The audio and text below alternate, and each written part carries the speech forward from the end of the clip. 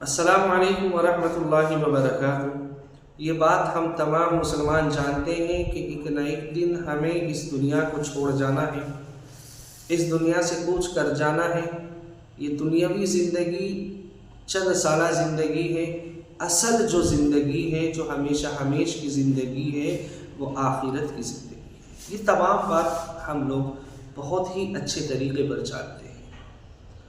پھر ساتھ ساتھ یہ بھی ہے کہ جو کچھ ہم اعمال اس دنیا کے اندر کر رہے ہیں، ان تمام اعمال کا حساب و کتاب ہمیں کل قیامت کے دن میدان محشر میں اللہ تعالیٰ کے سامنے دینا ہے۔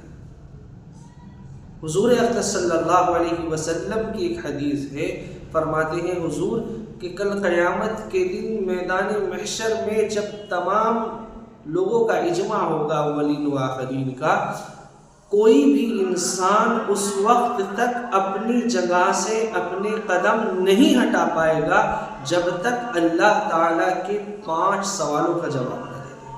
یعنی ہر انسان سے یہ 5 سوال ہوں گے۔ ان میں پہلا سوال ہے زندگی کے بارے میں کہ زندگی کس طریقے پر گزاری۔ اللہ تعالیٰ پوچھیں گے کہ جو زندگی دی تھی اس زندگی کو کس طریقے پر گزارا ہے۔ دوسرا سوال کہ زندگی کے اندر جو چند سالہ جوانی کے ایام تھے، جو جوانی کی عمر تھی، اس عمر کو کس طریقے پر خرچ کیا۔ کیونکہ جوانی کے اندر انسان کے جسم کے اندر قوت ہوتی ہے، طاقت ہوتی ہے، شیطان کا بہکاوا ہوتا ہے، نفس کا بہکاوا ہوتا ہے۔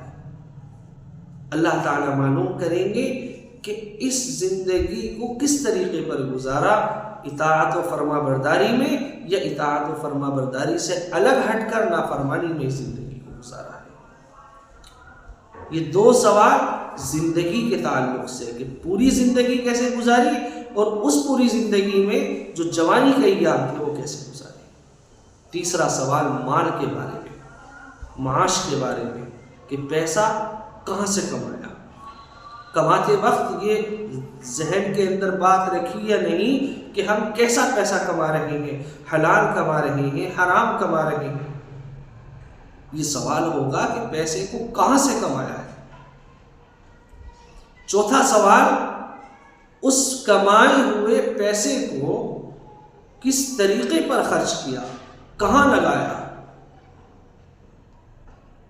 کیا زندگی کے اندر جو عیاشیاں کی ہیں، مکاریاں کی ہیں، شراب نوشی کی ہے، زناکاری کی ہے، کیا سارا پیسہ اسی میں لگا دیا، یا کچھ نیک کام بھی کیے ہیں اس پیسے سے، کسی غریب کی، مسکین کی مدد کی یا نہیں، مدارس مساجدوں کے اندر خرچ کیا یا نہیں، جو مال دیا اس کی زکوٰۃ دی یا نہیں۔ یہ سوال ہوگا کہ پیسہ کہاں سے کمایا اور کہاں خرچ کیا۔ یہ 4 سوال۔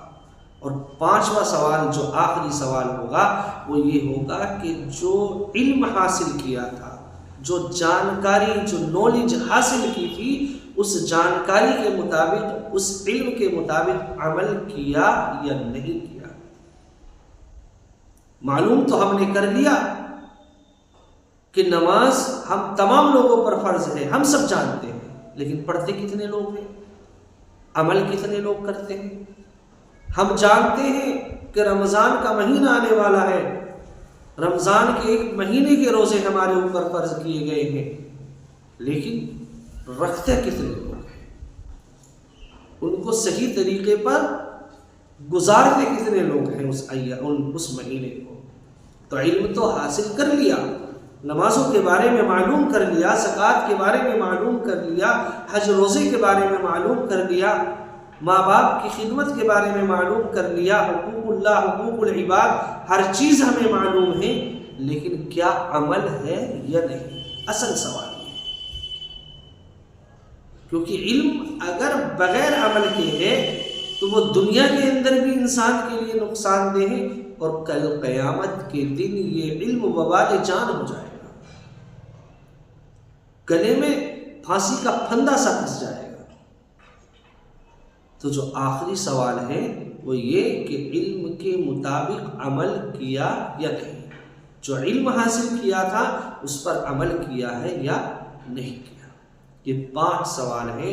حضور اقدس صلی اللہ علیہ وسلم فرماتے ہیں کہ کوئی بھی انسان اس وقت تک اپنی جگہ سے قدم نہیں ہٹا سکتا جب تک ان 5 سوالوں کے جواب اللہ تعالیٰ کو نہ دے۔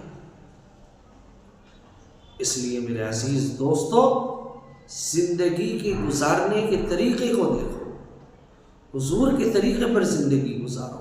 مال کے کماتے وقت سوچو کہ ہم کہاں سے کما رہے ہیں، خرچ کرتے وقت سوچو کس طرح خرچ کرنا ہے، اور جو علم حاصل کر رہے ہو اس علم پر، اس علم کے مطابق عمل کرتے رہو۔